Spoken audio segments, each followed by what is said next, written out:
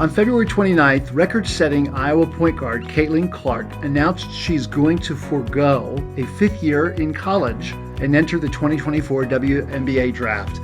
Clark, who holds numerous records, including the NCAA Division I record for total points scored, earns an estimated $3.1 million from name, image, and likeness deals.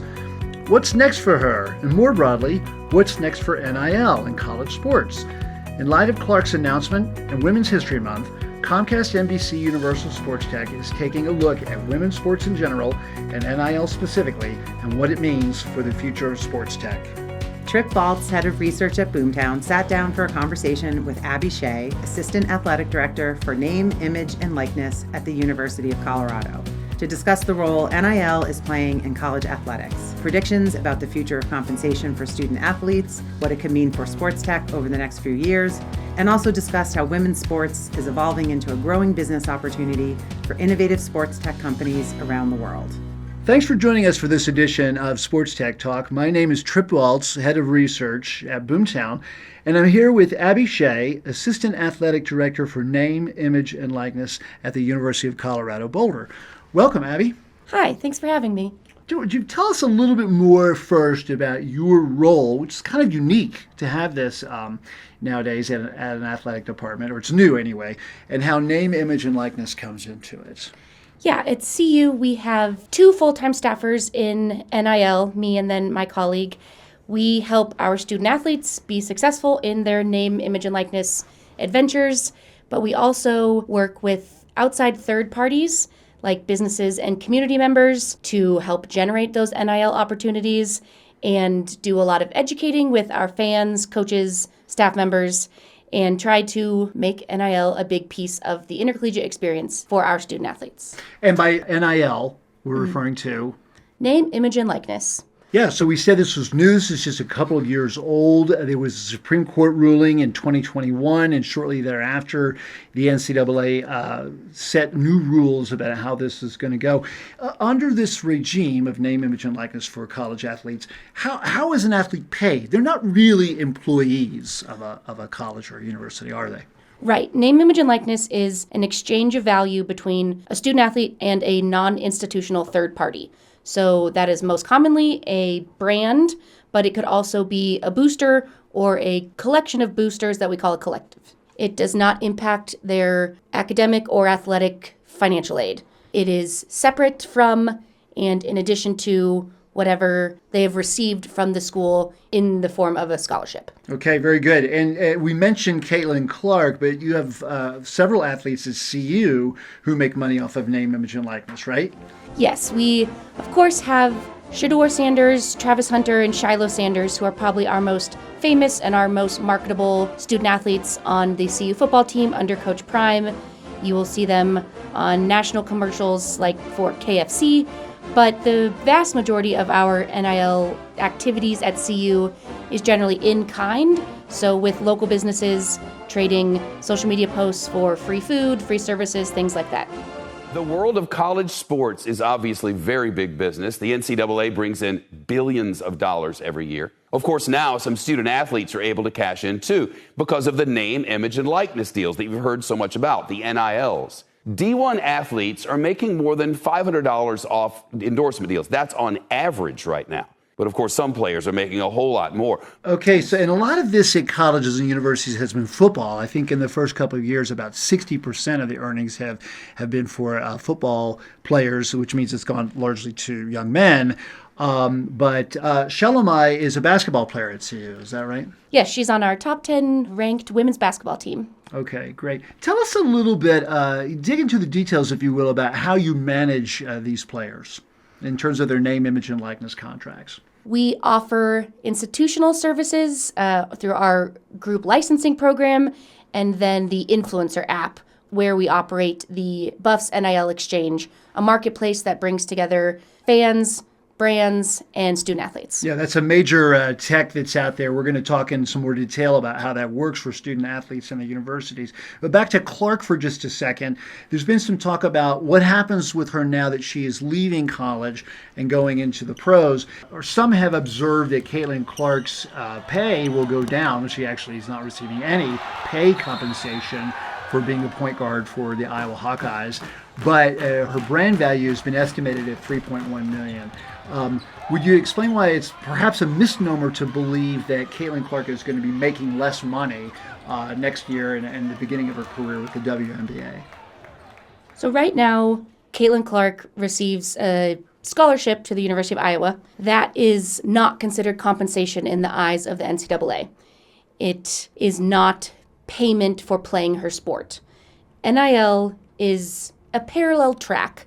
So some student athletes, like Caitlin Clark, have a lot of market value and therefore earn a lot of money outside of playing her sport. So obviously her success on the court contributes to her brand value, but she's not getting paid to play her sport. When she becomes a professional, she will receive a salary as compensation for playing her sport.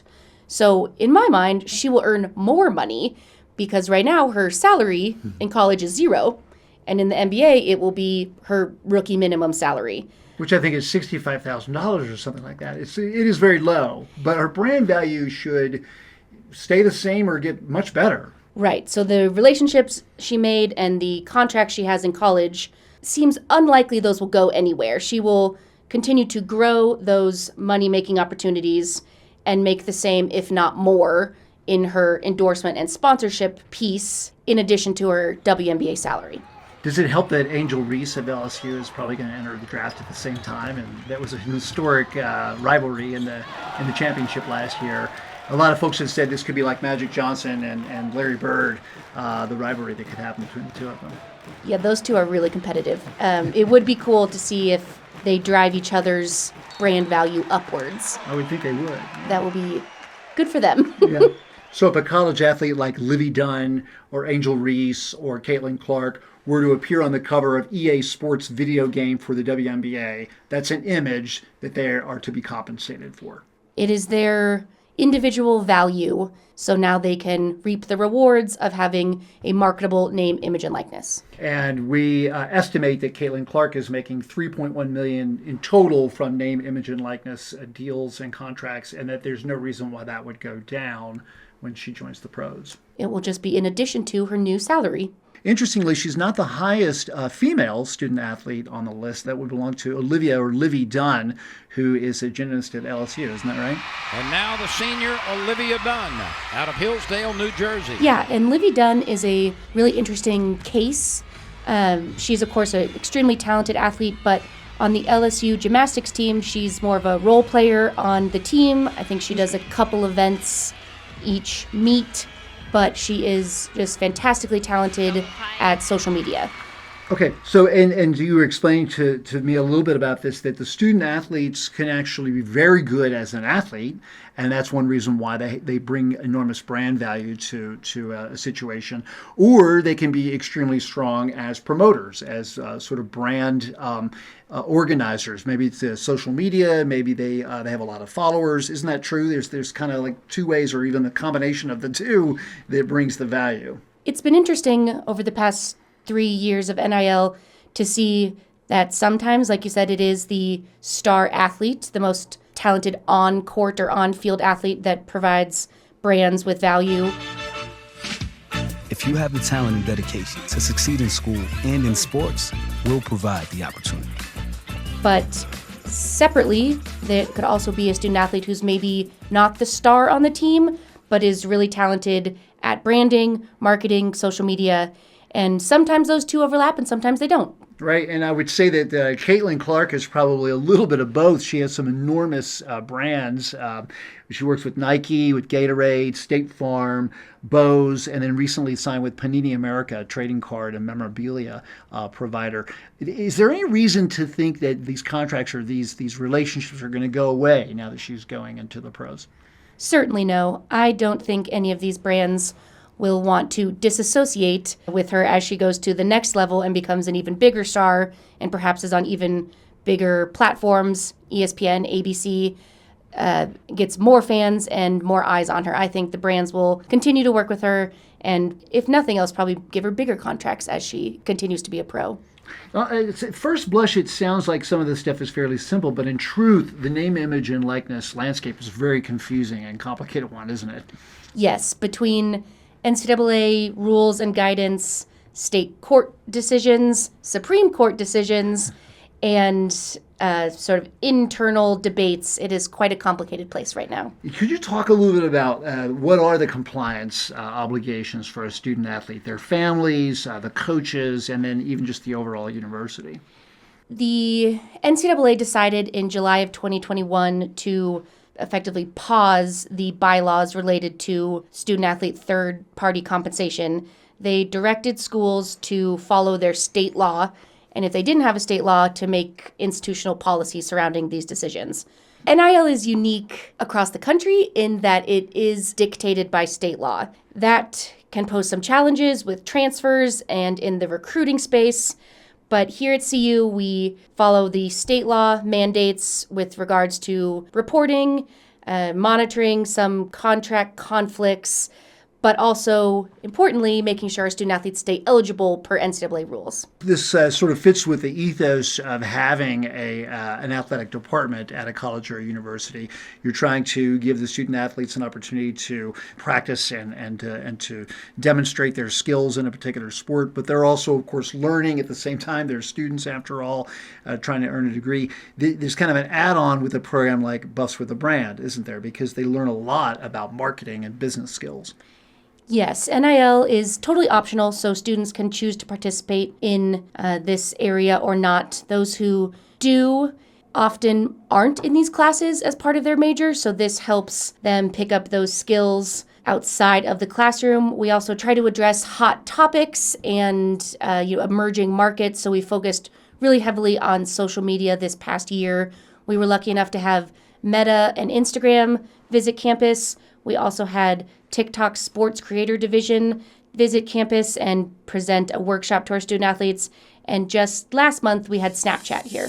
Great. These are big social media platforms and networks. And sports tech can also play a really positive role here, can't it? I mean, you actually manage some of these relationships by the platforms. I think you mentioned Influencer. Can you tell us a little bit more about that particular platform? Yeah, there are two major platforms in the NIL space in college athletics, Open Doors and Influencer. We are an influencer school, and that is web-based for me, and then an app for student athletes. They manage a lot of this on their phones, don't they? It's just we know where they are. Where they are is their phone. Right, exactly. So yeah, there's an app that's pretty multifaceted. There is a marketplace component, the Buffs NIL Exchange, where community members, businesses, fans can register. Then they have the opportunity to message our student athletes, to propose transactions, to create deals.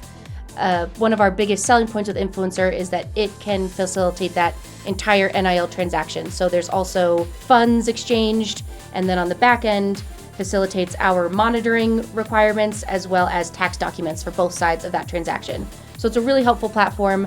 There's also lots of data collection. If the student athletes link their social media accounts, they can see how their posts are doing, what their reach, their engagement, what the best time to post is, which helps them gather data when they want to pitch themselves to companies.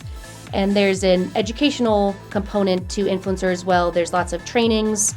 They have celebrities come on, make videos about their marketing tactics. It's a really cool technology piece that our student athletes have.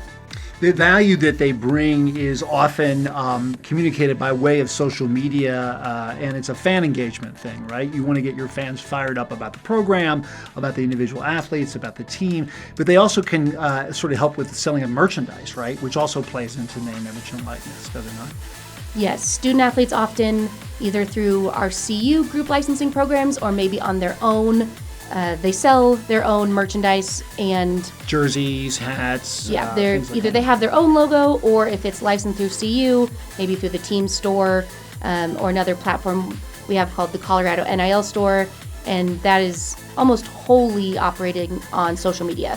So tweets, posts, stories, TikToks, selling their merch or promoting their brand.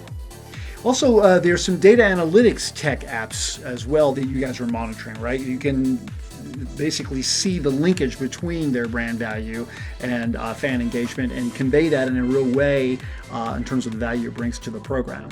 Definitely, especially for maybe the not quite superstar student athletes who are pitching themselves to brands and to companies rather than facilitating those requests. Oftentimes, we tell them that an important part of that pitch is what can they do to the company. And most of the time, that's social media. They have a ton of followers, and they can tell what age their followers are, what platform is most successful with video, images, things like that. So it's a really big part of building your brand and then having value in NIL. Do Open Doors and Influencer provide platform solutions that help manage these various social media outlets that the student athletes are using? I think that's another area for additional integration. On some of these platforms, the ability to connect their own social media to gather that data depends on them having a Facebook. And Gen Z does not have Facebook.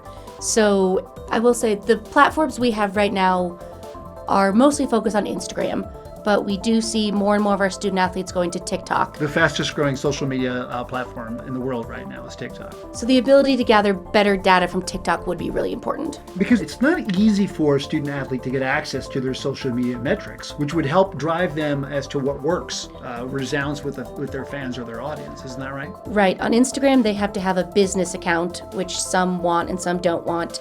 And then TikTok doesn't provide great metrics to small creators. I think you have to be in their pretty exclusive creator program to get the data that you want.